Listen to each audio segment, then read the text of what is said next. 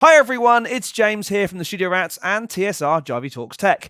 Now, a little while ago, I did a video on stereo amp rigs, and the natural progression from that was to go on to what's referred to as a wet, dry, wet, or in this case, wet, dry, and wet. I've not only got myself two of our rather gorgeous Cornell TSR20 amps. I've got three of them. Well, I've actually got the very first prototype, the working prototype that was built by Dennis, and I've got our two kind of production models. So, how have I rigged the same board, 3 amps this time, into what's referred to as a wet, dry, wet rig? Well, it's actually pretty straightforward.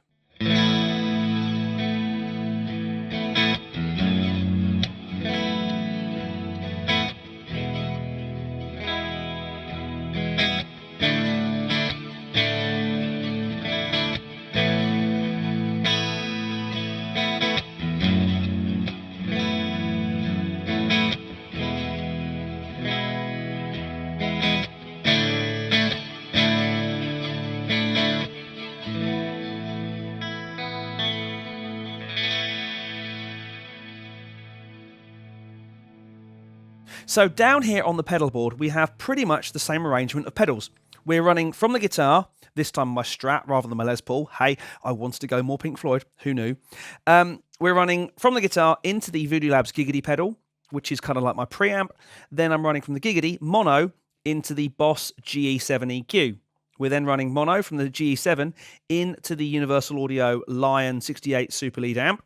And that's running without the cab emulation. This is very important because obviously the cab emulation is coming from the cabinets. This is where we split the signal. We now have one path going off to our effects chain, our wets, if you like, our wide space wets. And we're taking the other signal, which is effectively just a dual mono because it's an amp emulation, and we're running that into our center dry amp with no effects and no nothing. All 3 amps are set up the same way, with the same EQ settings, the same cut, tone, volume and gain. And that is our dry amp. It will have all the drive and preampness, if that's a real word, it is now, that's gone before, but it won't have any of the glorious stereo effects. We're then taking the other output, mono, into the TC chorus. This is where things become glorious and stereo.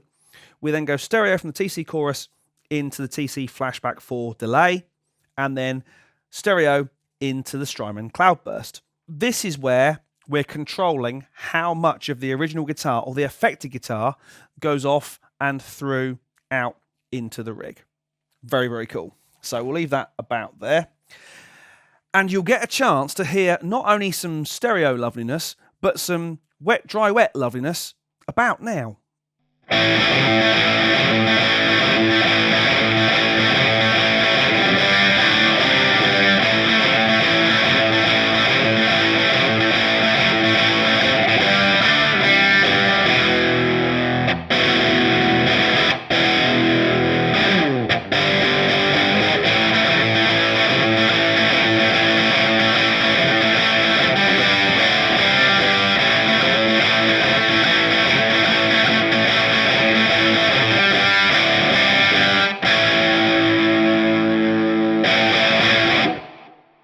So microphone-wise, we still have our lovely JZ Amethyst mics on the two left and rights, the wets, if you like, and I'm using the JZ HH1 dynamic mic on the center. Just to give a variation in tone, I think dynamic mics sound a bit more gritty. They work really well with distorted guitar tones. Most of the stuff I'm using in this demo is distorted. Who knew? And it works really nicely, and it's sounding great on the 2x12 Cornell TSR20 coloured baby blue, powder blue. Who knew? Cabinet sounds great. And in Pro Tools, then I can blend my stereo left and right effects with my center guitar body tone, if you like. So I've got my nice clean center and my wet, super wet, or in fact incredibly wet, depending on how I've set the delays up, effects.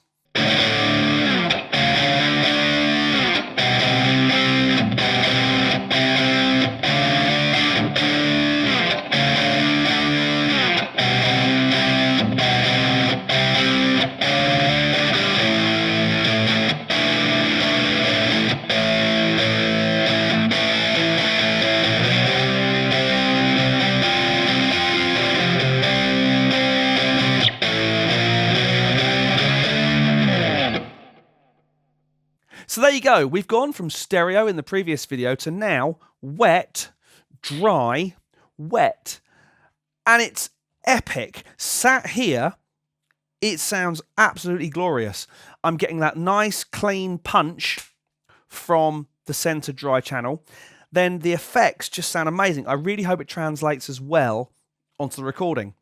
Using that center channel, the dry channel, I can bring the guitar forward with slightly less effects, or set it back in the mix just by bringing the effects to sort of overwhelm the clean channel, if you like, the dry channel. If I could record guitars like this all the time, I think I probably would. But it is quite an epic undertaking. It's loud sat here. Of course, guitar amps have to be cranked up to sound good. Everyone knows it sounds better loud. But it's been a lot of fun. The UA Lion pedal is doing exactly what I need to do. It's giving me that kind of vintage rock and roll tone, but then being able to turn off the cab emulation to give me effectively two mono outs has been brilliant. I looked initially at using this baby. This is a Boss line selector, the LS2, to basically be my switching system, my ABY switch. But the Lion pedal was able to do it for me.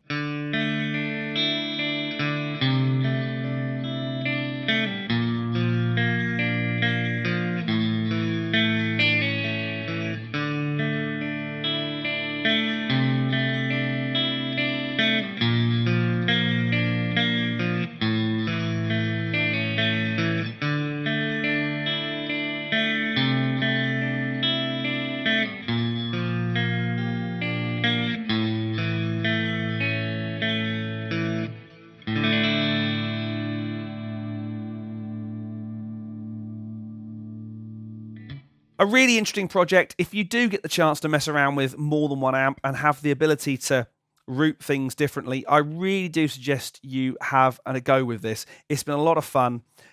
Having lovely, huge, lush stereo effects shouldn't be a luxury, but I think it might be for the time being. So I really hope you enjoyed that. My name's James Ivey from TSR Jivey Talks Tech. If you did enjoy it, please do like, subscribe, hit the bell. You would not believe how much different it makes to what we can do for you moving forward. But for now, at least, my name's James Ivey, and I'll see you again very soon.